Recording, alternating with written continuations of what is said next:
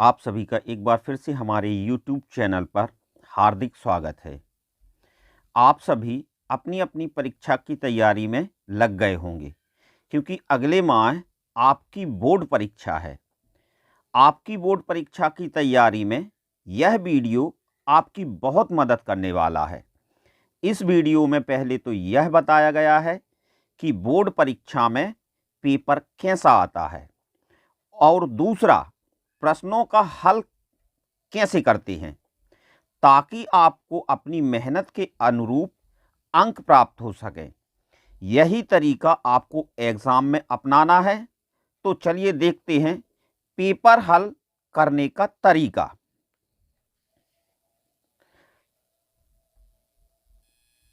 सबसे पहले आपको पेपर इस तरह का प्राप्त होगा। ये देख लीजिए, इसमें देखिए सबसे ऊपर क्या लिखा है, प्रश्नों की कुल संख्या। इसमें आपको 14 प्रश्न मिलने वाले हैं और समय कितना रहेगा, 2.5 घंटे, 2 घंटे 30 मिनट। और इस पेपर का जो पूर्णांक है वो कितना रहेगा, 70 अंक का रहेगा। और 30 अंक आपको प्रोजेक्ट वर्क के मिलेंगे। सबसे पहले अपन देखते हैं यहाँ पर क्या है, सभी प्रश्न हल करना अनिवार्य है। अब प्रश्न पहला देखिए, सही विकल्प चुनकर लिखिए। मतलब 1 से 4 ये प्रश्न जो होंगे ये सही विकल्प के होंगे। ये कुल कितने 4 प्रश्न हैं, 1 2 3 4, और ये कुल कितने अंक के रहेंगे, 8 अंक के रहेंगे। मतलब प्रत्येक प्रश्न 2 अंक का रहेगा। फिर यहाँ पर देखिए, यहाँ पर ये दूसरा प्रश्न है, रिक्त स्थानों की पूर्ति कीजिए। ये भी कुल कितने अंक के होंगे, 8 अंक के होंगे। और ये प्रश्न होंगे 4, मतलब प्रत्येक अंक कितने का, 2 अंक का।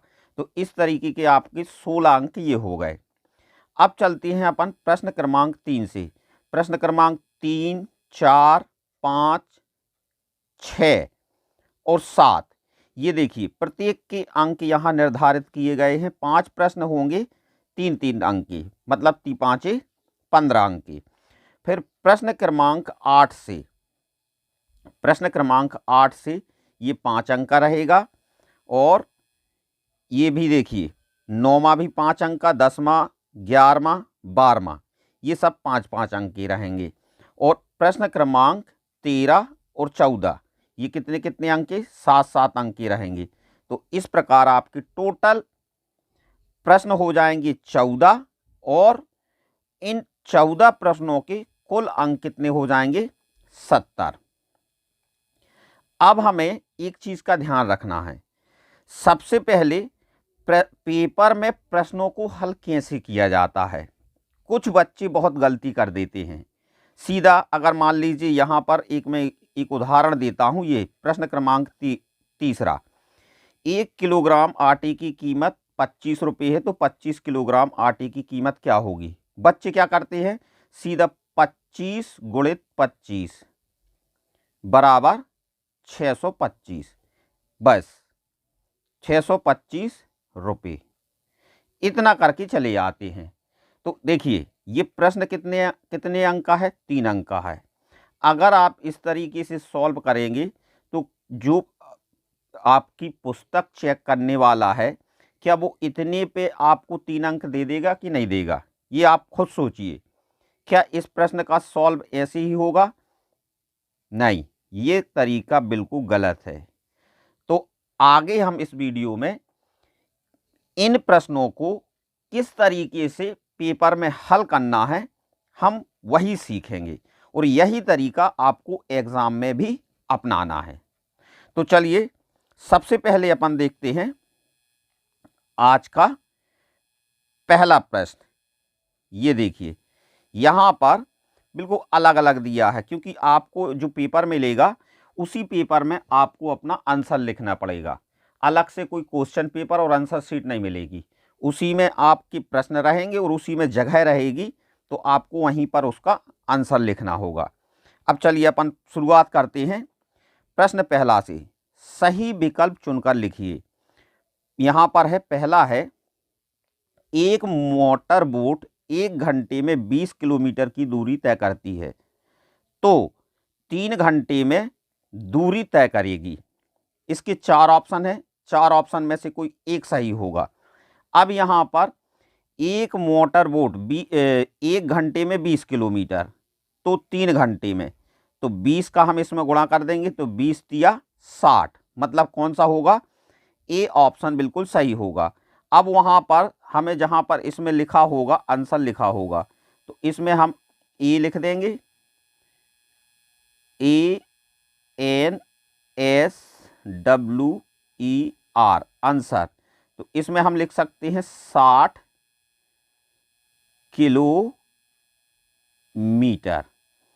ये हमारा पहले का आंसर है। अब दूसरा प्रश्न है, दी गई आकृति का क्षेत्रफल। यहाँ पर देखिए ये आकृति कैसी है, वर्गाकार है, मतलब लंबाई समान है, चौड़ाई भी समान है। तो एक आकृति का जो एक वर्ग है इसका कितना आएगा क्षेत्रफल, 1 वर्ग सेंटीमीटर। 2 आकृति का 2 वर्ग सेंटीमीटर। 3 आकृति का 3 वर्ग सेंटीमीटर, मतलब कौन सा, बा वाला ऑप्शन क्या होगा, बिल्कुल सही है। और हमें ऐसे ही वहाँ पर यहाँ पर आंसर के लिए लिखने के लिए जगह होगी, तो हम इस जैसे हमने ये लिखा है वैसे ही हम इसका लिख देंगे। अब हम तीसरा प्रश्न देखते हैं, अंग्रेजी वर्णमाला का कौन सा अक्षर आधा घुमाने पर वैसा ही दिखता है।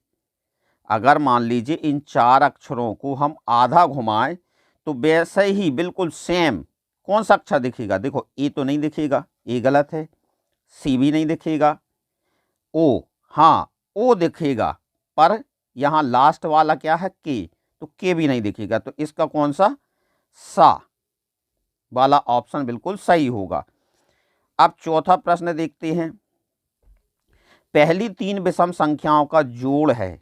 अब पहली 3 विषम संख्याएं कौन सी हैं, सबसे पहले तो 1 है, फिर धन 3 है, फिर धन कितना है 5 है।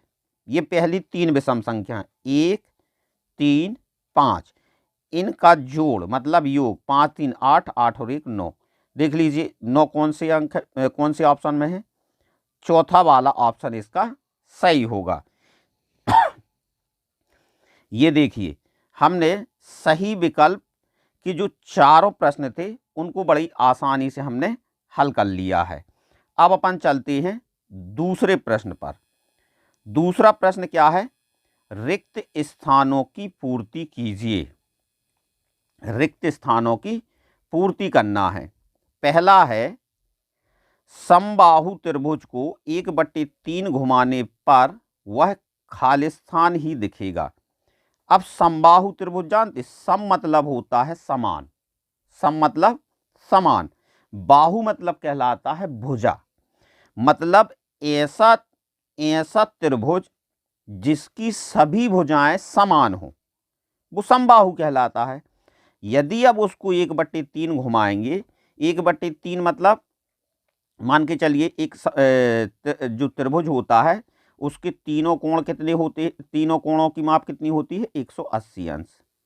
अगर इसको हम 1/3 घुमाएं, 3 एकम 3 और 3 18 और 1 0, मतलब लगभग ये कितने अंश घूमेगा, 60 अंश घूमेगा।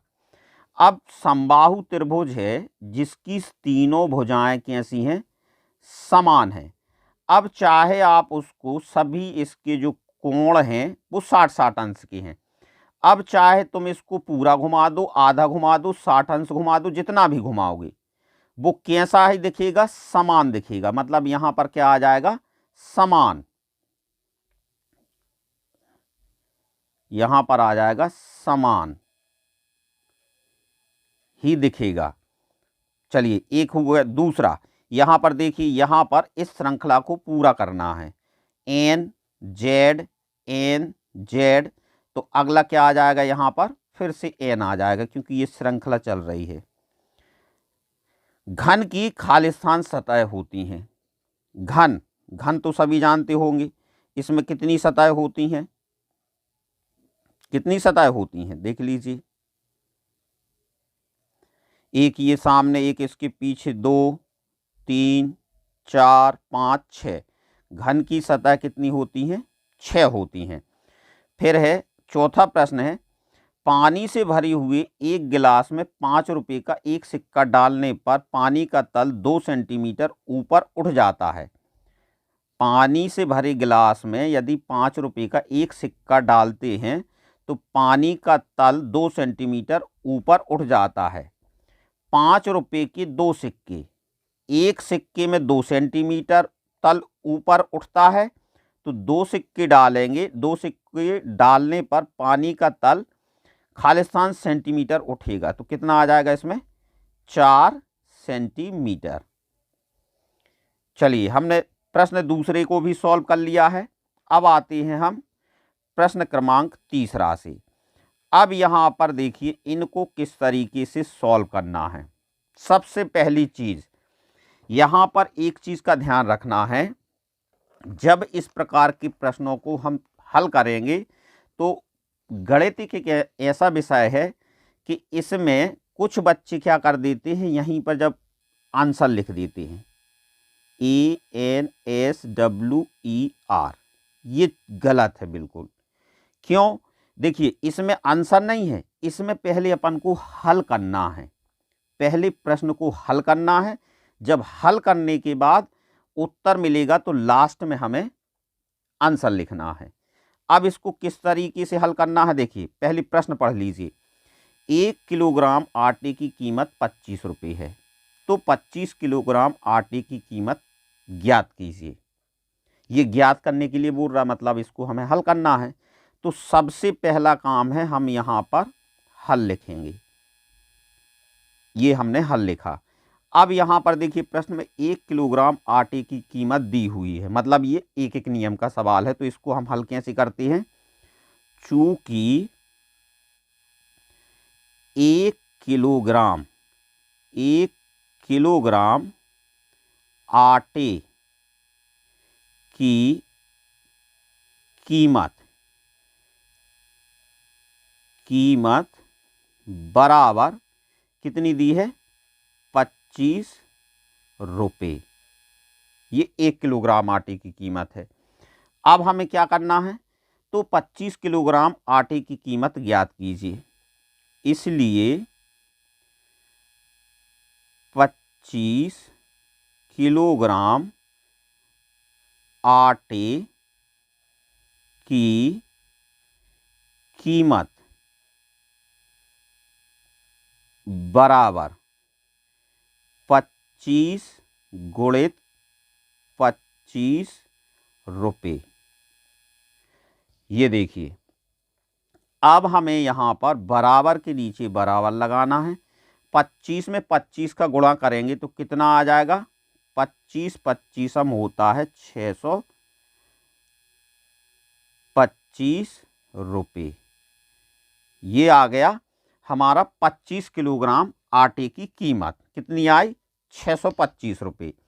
अब कुछ बच्चे क्या कर देते हैं, इतना लिख के छोड़ देते हैं। अब हमें मेन चीज़ लिखना है आंसर। इसका आंसर भी लिखना ज़रूरी है, ANSWER।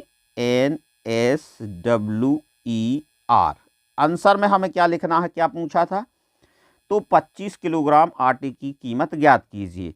तो हम यहाँ पर लिख देंगे 25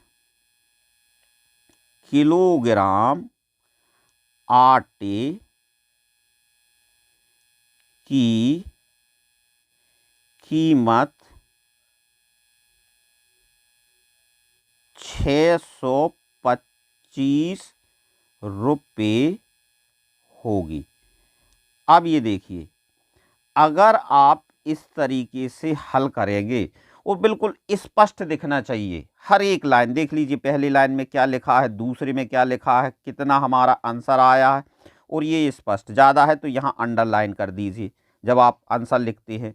यहाँ पर आपने हल किया है। अब देख लीजिए, ये 3 नंबर का प्रश्न है।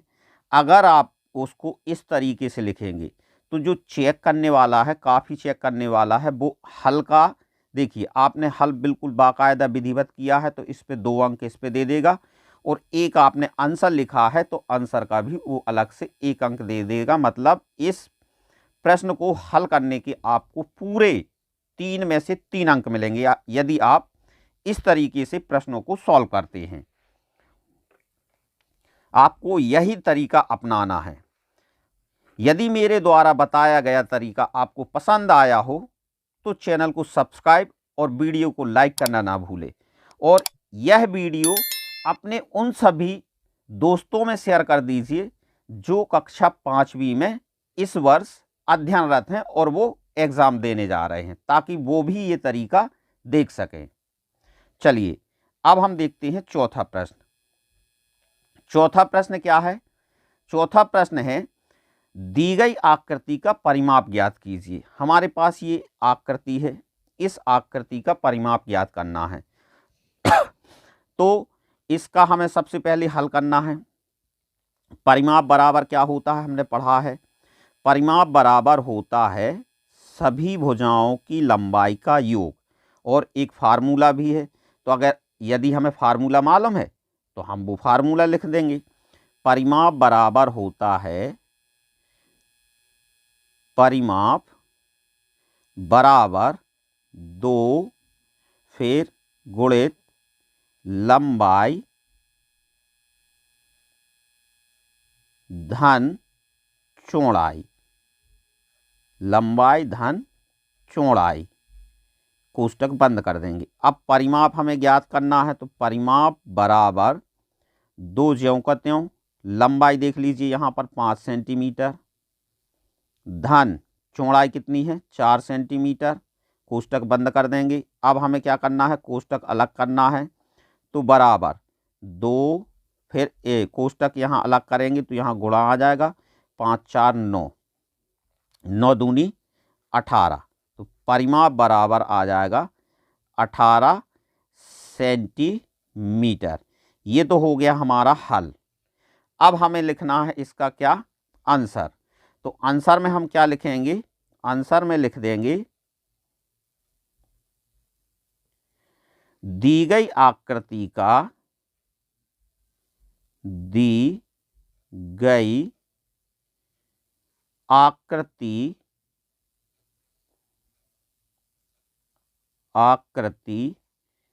का परिमाप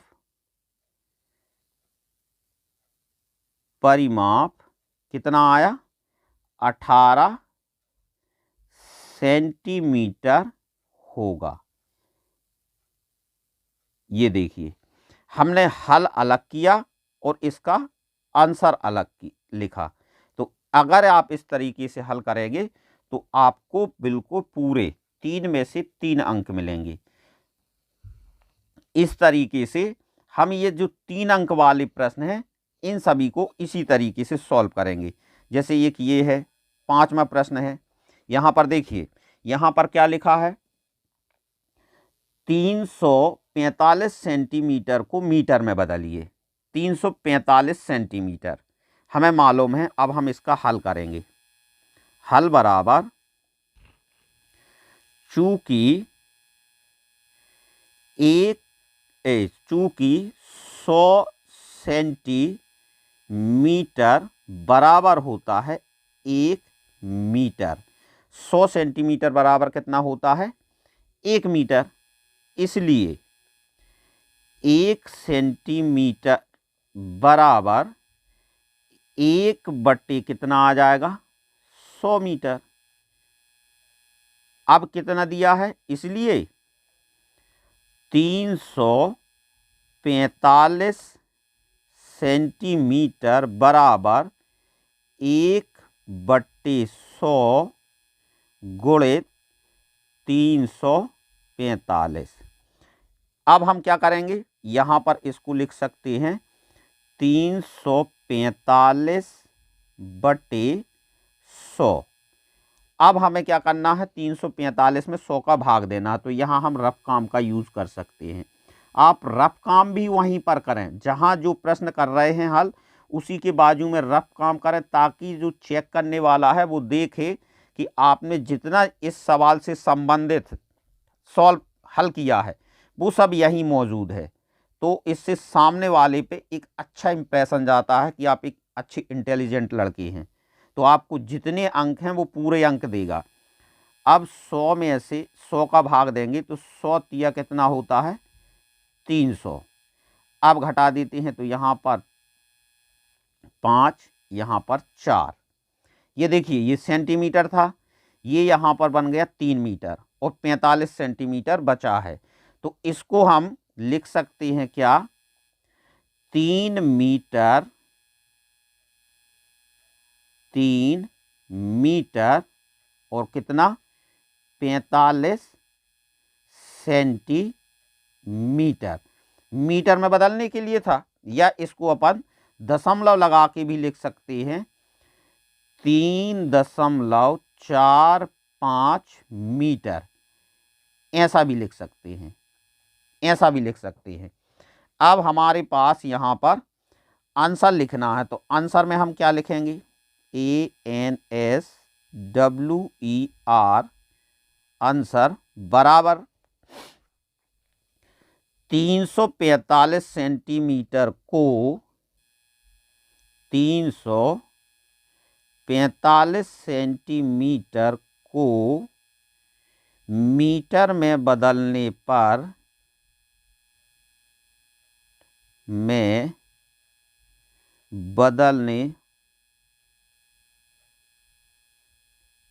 पर 3.45 मीटर प्राप्त होगा। इस तरीके से परीक्षाओं में आंसर लिखे जाते हैं। अब देख लीजिए, अगर 3 नंबर का प्रश्न है और आप इस तरीके से सॉल्व करेंगे तो इसमें कहीं कोई गुंजाइश नहीं है कि आपके अंक कट जाएं। मतलब 3 में से 3 ही अंक मिलेंगे अगर आप ऐसा विधिवत करेंगे। और लाइनों में भी इतना ध्यान रखना है, बिल्कुल एक एक लाइन, एक एक अंक स्पष्ट दिखना चाहिए। अगला ये है 6वां प्रश्न। 6वां प्रश्न क्या है, किसी दिन मुंबई का तापमान, यहाँ पर मुंबई का तापमान कितना 35.1 डिग्री सेल्सियस है, तो श्रीनगर का तापमान 8.1 डिग्री सेल्सियस है। तो मुंबई का तापमान श्रीनगर के तापमान से कितना अधिक है, हमें ये बताना है। तो सबसे पहले हम इसका हल करेंगे, तो हल अब इसमें करना कुछ नहीं है, 35.1 में से 8.1 को घटाना है। पर अब हम इसको पूरा जमा के यहाँ पर लिखेंगे मुंबई का तापमान, सिर्फ हमें घटा नहीं देना है, पहले हम पूरा लिख देंगे मुंबई का तापमान बराबर कितना दे रखा है 35.1 डिग्री सेल्सियस। फिर क्या दिया है, श्रीनगर का तापमान, श्रीनगर का तापमान बराबर कितना दे रखा है 8.1 डिग्री सेल्सियस। अब हमें क्या निकालना है, मुंबई का तापमान श्रीनगर के तापमान से कितना अधिक है। तो यहां पर अपन लिख देंगे अधिक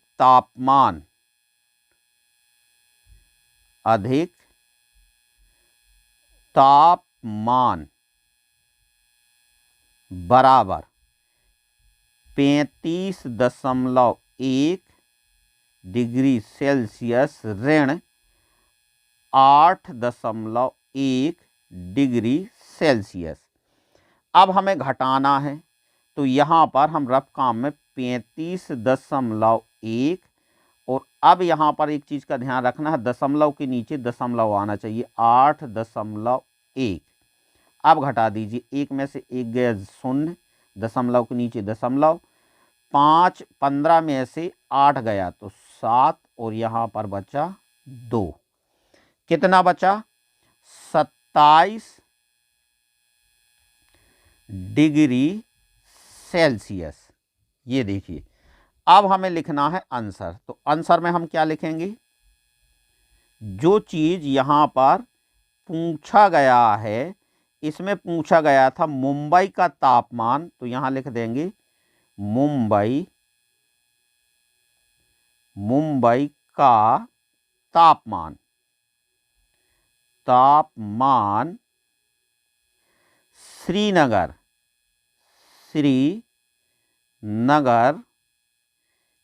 के तापमान से, यहां पर देखिए कितना, तो यहां पर अपन लिख देंगे से 27 डिग्री सेल्सियस अधिक है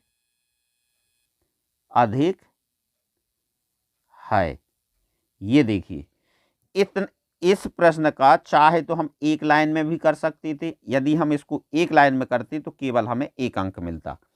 अब हमने इसको पूरा विधिवत किया है तो इसमें हमें फुल मार्क्स मिलेंगे। 3 में से 3 मार्क्स मिलेंगे। सबसे पहले अपन ने बता दिया मुंबई का तापमान ये था, श्रीनगर का तापमान ये था, फिर हमें ज्ञात करना था अधिक तापमान।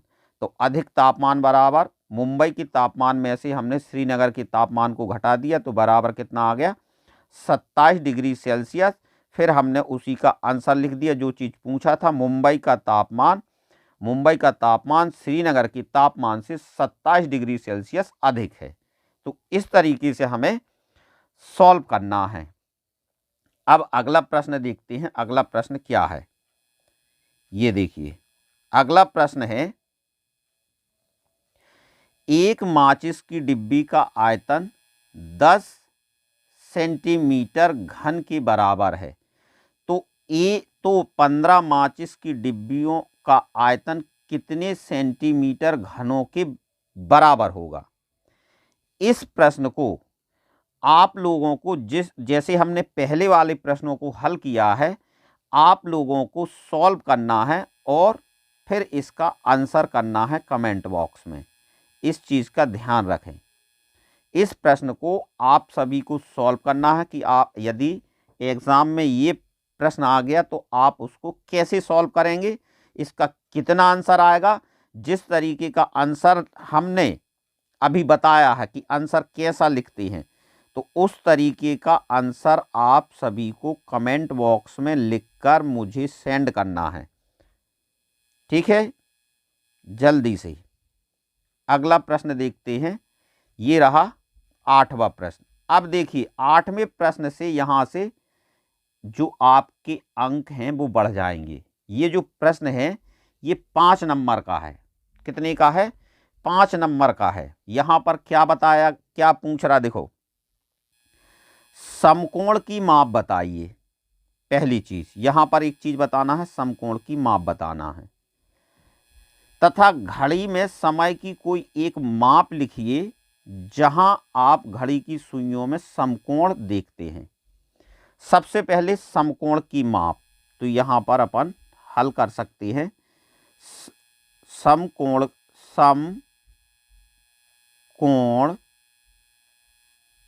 की माप 90 अंश होती है।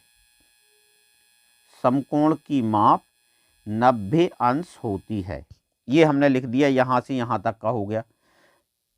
घड़ी में समय की कोई एक माप लिखिए। तो घड़ी में आप सोचिए, अगर आप चाहें तो एक यहां पर क्या एक घड़ी बना सकते हैं। कैसे? एक घड़ी बना लीजिए, चलिए एक घड़ी बना लीजिए, ये एक घड़ी बन गई, ठीक है। अब इस घड़ी में अपन को क्या करना है, टाइम लिखना है। यहाँ पर 12, यहाँ पर 3, यहाँ पर 6, यहाँ पर 9 लिख लेते हैं।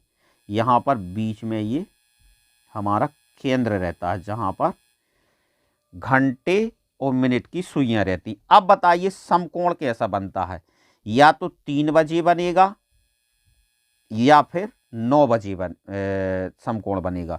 तो कोई भी एक समय इस पे अपन कर देते हैं। चलिए ये देखिए ये समकोण बन रहा है। तो इसमें क्या पूछा है, घड़ी में समय की कोई एक माप लिखिए। कितने बजे? 3 बजे। घड़ी में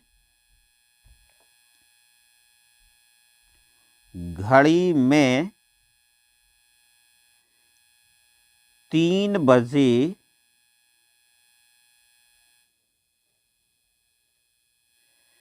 समकोण, एक समकोण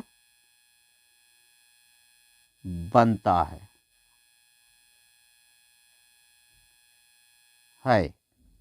जहां आप घड़ी की सुइयों में समकोण देखते हैं, यहां पर ज़्यादा है, आप समकोण बना दीजिए। ये देखिए, ये हमारा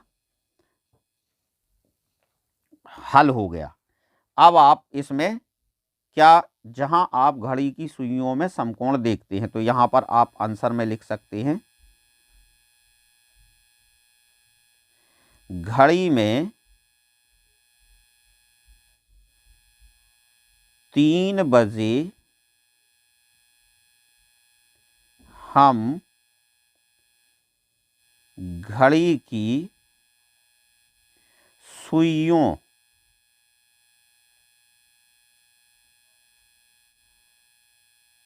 के बीच एक समकोण देख सकते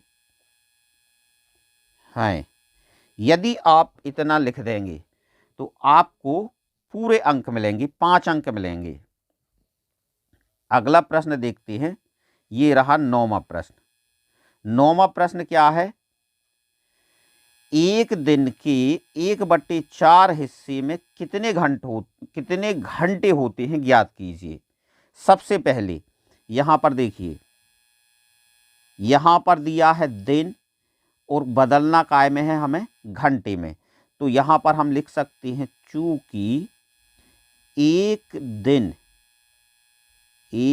दिन बराबर 24 घंटे। एक दिन बराबर कितने घंटे होते हैं, 24 घंटे। इसलिए अब हमें दिन भूल जाना है। 24 घंटे का 1/4 हिस्सा, फिर 24 का अर्थ होता है गुणा 1/4, 4 एकम 4, 4 6 24 और 6 एकम 6 घंटे। ये देखिए, ये हमने सॉल्व किया है तो कितना आया, 6 घंटे। अब हमें आंसर लिखना है, तो आंसर में हम क्या लिखेंगे, ANSWER आंसर। एक दिन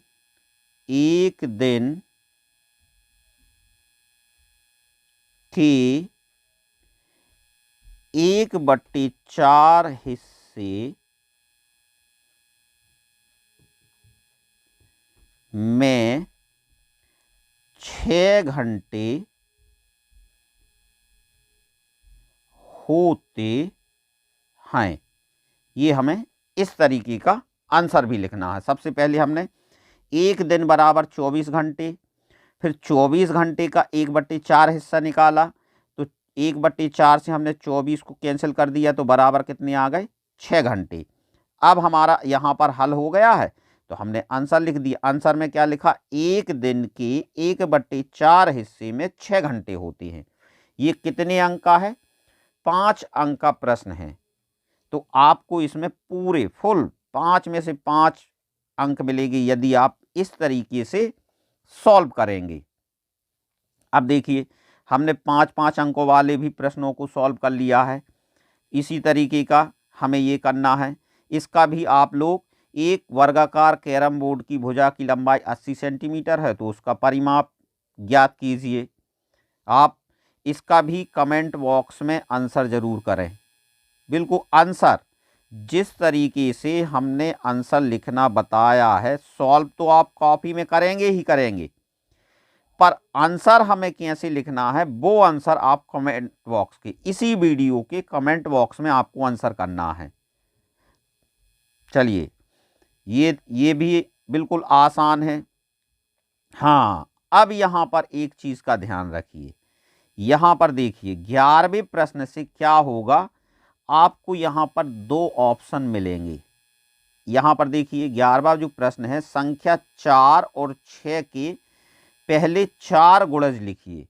फिर यहाँ पर अथवा लगा है।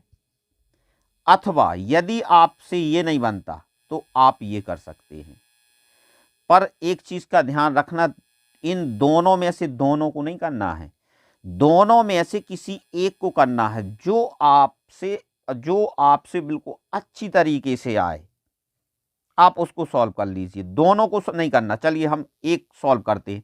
चलिए हमसे ये नहीं आता, संख्या 4 और 6 के पहले 4 गुणज लिखिए, ये नहीं आता। हमसे ये आता है, संख्या 18 के सभी गुणनखंड लिखिए। तो अपन इसका हल कर सकते हैं। संख्या 18 के गुणनखंड, गुणनखंड क्या कहलाते हैं? जो दी गई संख्या को पूरी बार क्या कर दें, विभाजित कर दें। अगर आप चाहें तो इसकी थोड़ी सी परिभाषा लिख सकते हैं। वे सभी संख्याएं जो दी गई संख्याओं को पूरी बार विभाजित कर दे, वह उस दी गई संख्या के गुणनखंड कहलाती। सबसे पहले हर संख्या का गुणनखंड 1 होता है और लास्ट में वही संख्या होती है। तो 1 से शुरुआत करेंगे, 1 का भाग जाता, फिर 2 का भी जाता, 3 का भी जाता, 4 का नहीं जाता, 5 का नहीं जाता, 6 का जाता, 6 के बाद 9 का जाता, 9 के बाद सीधा 18 का भाग जाता है। ये देखिए, ये संख्या 18 के गुणनखंड हैं। अब हम यहाँ पर आंसर हर एक में लिखना है, आंसर लिखना मत भूलिए। यहाँ पर लिख देंगे संख्या 18 के गुणनखंड 1, 2, 3, 6, 9, 18 होंगे। ये आंसर लिख दिया। चलिए 5 नंबर का प्रश्न है। हम 2 लाइन भी लिखेंगे और अगर स्पष्ट लिखेंगे तो हमें 5 ही अंक मिलेंगे। देखिए, अगर मान लो किसी बच्चे से ये बनता है तो इसका हल क्या लिखते?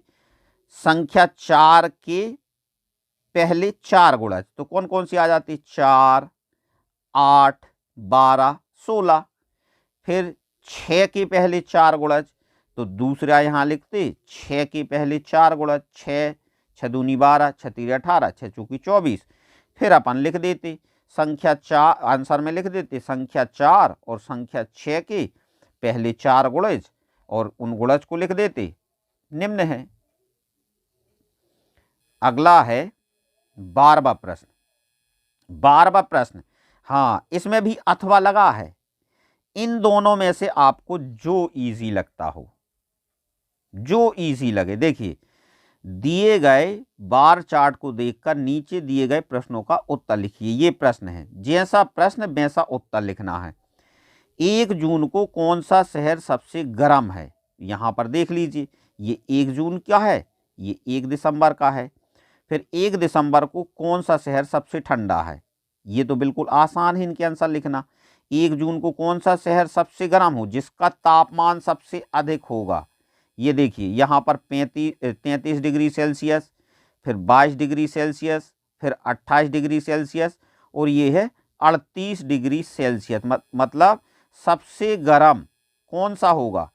सबसे गर्म होगा जैसमेलर। तो यहाँ पर आंसर लिख देंगे 1 जून को, बिल्कुल आंसर डाल के लिख देंगे ANSWER। 1 जून को, 1 जून को सबसे गर्म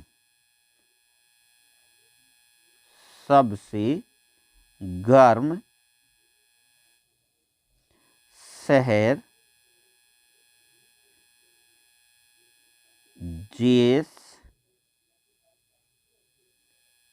क्या है?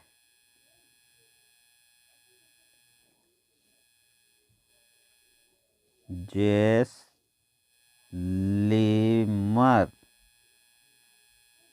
है। अब दूसरा, 1 दिसंबर को कौन सा शहर सबसे ठंडा है? तो 1 दिसंबर की बात ये हो रही जिसका तापमान सबसे कम होगा। यहाँ 23, यहाँ 10, यहाँ 24, यहाँ 25। तो इसका आंसर लिख देंगे 1 दिसंबर को 1 दिसंबर को सबसे ठंडा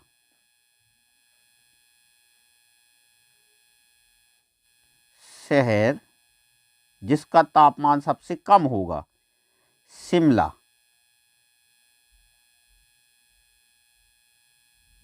शिमला है। ये देखिए, ये 5-5 अंक के थे। अब यदि हमसे ये प्रश्न बन गया तो हमें इसको सॉल्व कर दिया, इसको नहीं करेंगे। अगर ये बन रहा तो इसको सॉल्व कर देंगे। इसमें भी 2 ही प्रश्न है, मतलब अगर हम एक प्रश्न लिखेंगे, एक प्रश्न का उत्तर लिखेंगे तो इस पे हमें 2.50 अंक मिलेंगे। और अगर हम दोनों सही कर देंगे तो हमें 5 अंक प्राप्त हो जाएंगे। ऐसे ही हमें इसको सॉल्व करना है। साइकिल की संख्या लिखिए, तो साइकिल की संख्या यहाँ पर देखिए, अगर एक ये टैली चिन्ह पूरा है तो इसमें 5, 10, 15, 20, 25 और 3 यहाँ है, 25, 3, 28। यहाँ पर 28 लिख देंगे। यहाँ पर आंसर लिखेंगे साइकिलों की कुल संख्या 28 है। फिर यहाँ पर ऑटो रिक्शा की संख्या, तो ऑटो रिक्शा यहाँ पर देख लीजिए कितने पूर्ण टैली चिन्ह है, 3, 5, 15, 15, 3, 18। ऑटो रिक्शा की संख्या 18 है। तो इसको भी हम सॉल्व कर देंगे। 2 में से जो बने, अथवा रहता है तो अथवा में से 2 में से कोई एक करना रहता है। अब 13वां प्रश्न है। 13वां प्रश्न क्या है? यहाँ पर देखिए, यहाँ पर ये 7 नंबर का है भाई। कितने का है? 7 नंबर का है। यहाँ पर देखिए, यहाँ पर दिया है एक हाथी का बच्चा एक दिन में 12 लीटर पानी पीता है, वह 2 साल में कुल कितने लीटर पानी पिएगा? एक तो ये है। अथवा नीलम को एक दिन के काम के बदले 335 रुपये मिलते हैं, तो उसे 2 सही 1/2 माह काम के बदले कितने रुपये मिलेंगे? सबसे पहले आपको अच्छे से यहाँ देख लेना है कि आपको कौन सा प्रश्न आपसे बन रहा है। जो आपसे बेस्ट बने, अच्छा बने, उसको करना है। जैसे हमसे ये पहला वाला बन रहा है, पर यहाँ पर 2 साल दिया है, यहाँ पर 1 दिन दिया है। ध्यान रखना, यहाँ पर 1 दिन दिया है, यहाँ पर 2 साल दिया है। तो सबसे पहला काम है, हम 2 साल को दिन में बदल लेंगे। तो यहाँ पर 1 साल बराबर, जब हम हल करेंगे 1 साल बराबर 365 दिन होते हैं। 1 साल बराबर 365 दिन होते हैं। इसलिए 2 साल बराबर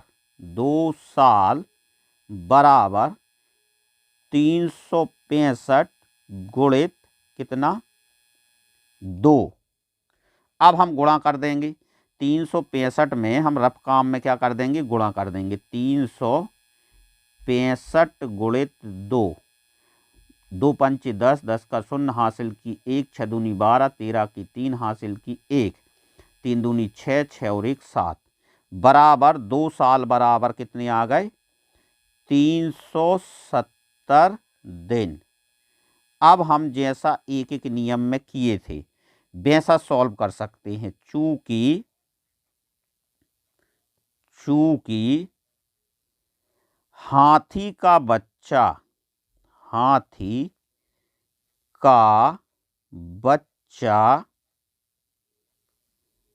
एक दिन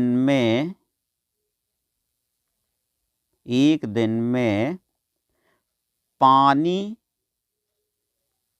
पीता बराबर कितना?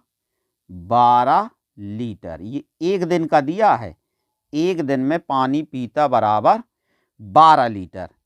इसलिए कितने दिन का निकालना है? 730 दिन में। इसलिए हाथी का बच्चा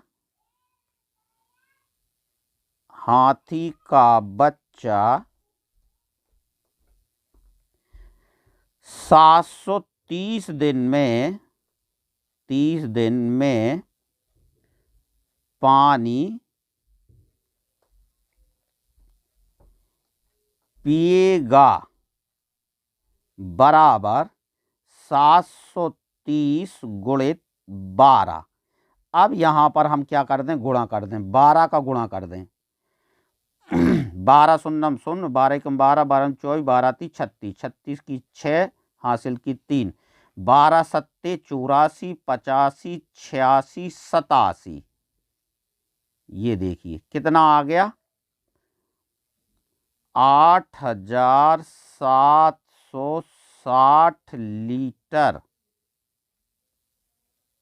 ये आ गया। अब हम क्या करेंगे, यहाँ पर आंसर लिखना है। आंसर में हम लिखेंगे, यहाँ पर आंसर लिखेंगे हाथी का बच्चा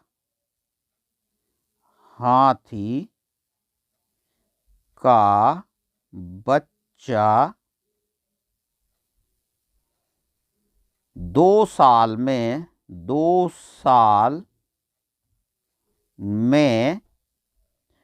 8760 लीटर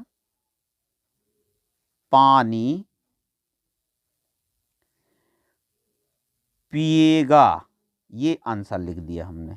अब ये कितने अंक का है, 7 अंक का है। यदि आप उसको इस तरीके से सॉल्व करेंगे तो आपको पूरे अंक मिलेंगे। अब या तो आप ये कर सकते हैं, दोनों में से कोई एक कर सकते हैं। अब रहा इस पेपर का लास्ट प्रश्न। ये देखिए, ये भी बिल्कुल आसान है। ये भी देखिए, ये अथवा लगा है, एक ये है, या तो आप ये कर लीजिए या ये कर लीजिए। ये भी दोनों बिल्कुल इजी हैं। यहाँ पर देखिए, यहाँ पर ये उत्तर पश्चिम पूर्व दक्षिण ये दिशा दी है। ये दिशा इस नक्शे के लिए दिया है। इसमें क्या है, इसका हमें प्रश्नों के उत्तर देना है, 2 प्रश्नों की। विजय चौक से राष्ट्रपति भवन किस दिशा में है। विजय चौक देखिए, ये है विजय चौक। अब राष्ट्रपति भवन देखिए, राष्ट्रपति भवन ये है। तो अब ये देख लीजिए, यहाँ पर उत्तर से ये किस साइड है, दक्षिण साइड है। उत्तर से किस साइड है, दक्षिण साइड है। तो हम क्या लिखेंगे, या विजय चौक से, विजय चौक से देखना, विजय चौक ये है विजय चौक। राष्ट्रपति भवन किस दिशा में है, तो उत्तर दिशा में है। तो अपन क्या लिखेंगे इसका आंसर, विजय चौक से राष्ट्रपति भवन उत्तर दिशा में है, ये लिख दिया। दूसरा, कस्तूरबा गांधी मार्ग से नेशनल स्टेडियम किस दिशा में है। कस्तूरबा गांधी मार्ग से, तो ये देखिए, ये कस्तूरबा गांधी मार्ग है। कस्तूरबा गांधी मार्ग ये है। फिर नेशनल पार्क ये है। तो कस्तूरबा गांधी मार्ग ये है और नेशनल स्टेडियम ये है दक्षिण दिशा में। तो हम लिखेंगे कस्तूरबा गांधी मार्ग से नेशनल स्टेडियम दक्षिण दिशा में है। ये हमने 2 आंसर दे दिए। अगर ये नहीं बन रहा तो ये वाला कर सकते हो। नक्शे में कुल कितने दरवाजे हैं, तो देखिए ये एक दरवाजा है, केवल एक दरवाजा है। तो हम इसका आंसर लिख सकते हैं, नक्शे में कुल एक दरवाजा है। फिर दूसरा प्रश्न है, दरवाजे से खिड़कियां किस दिशा में है। अब दरवाजा देख लीजिए, इसी नक्शे को इसी से हम देखते हैं। यहां पर देखिए, ये दरवाजा है, दरवाजे से खिड़कियां पश्चिम दिशा में, ये देखिए ये खिड़कियां हैं पश्चिम दिशा में हैं। तो ये थे हमारे कुल 14 प्रश्न थे।